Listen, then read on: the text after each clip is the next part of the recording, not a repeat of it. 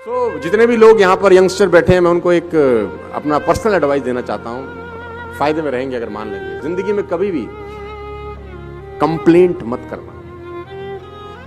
Take 100% responsibility of your life. Take 100% responsibility. आपके साथ कुछ अच्छा हो तो आप जिम्मेदार हैं, बुरा हो तो आप जिम्मेदार हैं। ब्लेमिंग पॉलिसी ने बहुत सारे हिंदुस्तान में घुन लगा दिया है, दीमक की तरह खा जाती है उनको जो ब्लेमिंग फिलॉसफी में चले जाते हैं। आप मिल जाएंगे, बहुत सारे लोगों से मिलिए, 90% लोग अपनी जिंदगी में नाकामयाबी का ठीकरा किसी और के सर पे फोड़ देते हैं।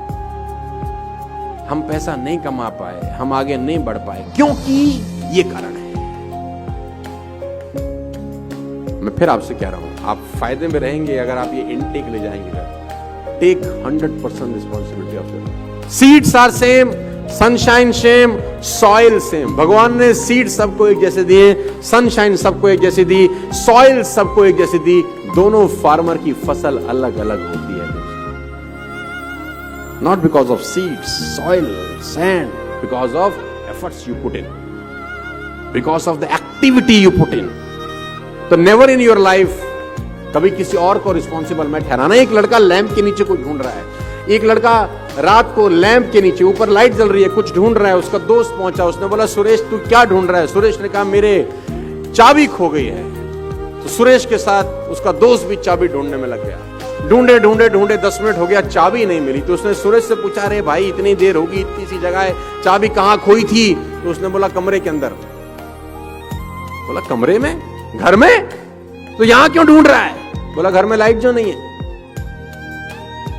उसने बोला घर में लाइट नहीं है और यहां का क्या मतलब? जो चीज खोई अंदर है वो बाहर नहीं मिलेगी। जो चीज खोई अंदर होती है वो अंदर ही ढूंढने से मिलती है। इसीलिए मैं बोलता हूं अपनी ही तलाशी लेनी है, अपनी ही तलाशी लेनी है। You are responsible for everything. और गालिब भाई साहब आपके लिए एक शेर अर्ज कर गए हैं कि ताउम्र गालिब ये भूल करता रहा, ताउम्र गालिब ये भूल करता रहा, धूल चेहरे पे थी आईना साफ करता रहा। ये याद रखिएगा, जिंदगी में आपको कभी तकलीफ नहीं होगी अगर आप जिंदगी में कामयाब हैं तो यू आर रिस्पॉन्सिबल। ना कामयाब हैं देन यू आर रिस्पॉन्सिबल। भगवान बुद्ध 12 साल के बाद यशोधरा के पास घर लौटते हैं।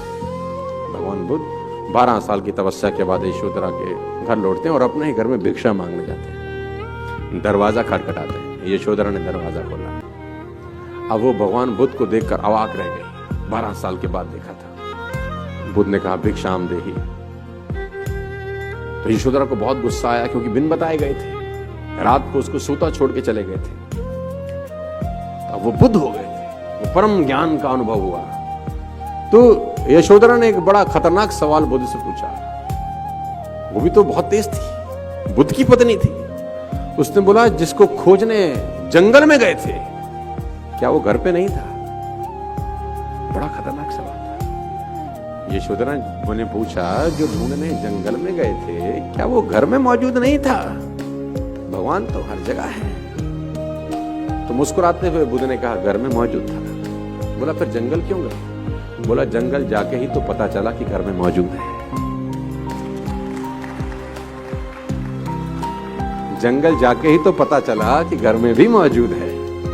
तो सब कुछ इनबिल्ट है दोस्त। जितने भी लोग यहां पर बैठे हैं, यंगस्टर 20, 22, 25, 30 साल के दोस्त मेरे, कभी भी जिंदगी में किसी को ब्लेम मत करना अपनी असफलताओं के लिए। ये करके आप रास्ता बंद कर रहे हैं।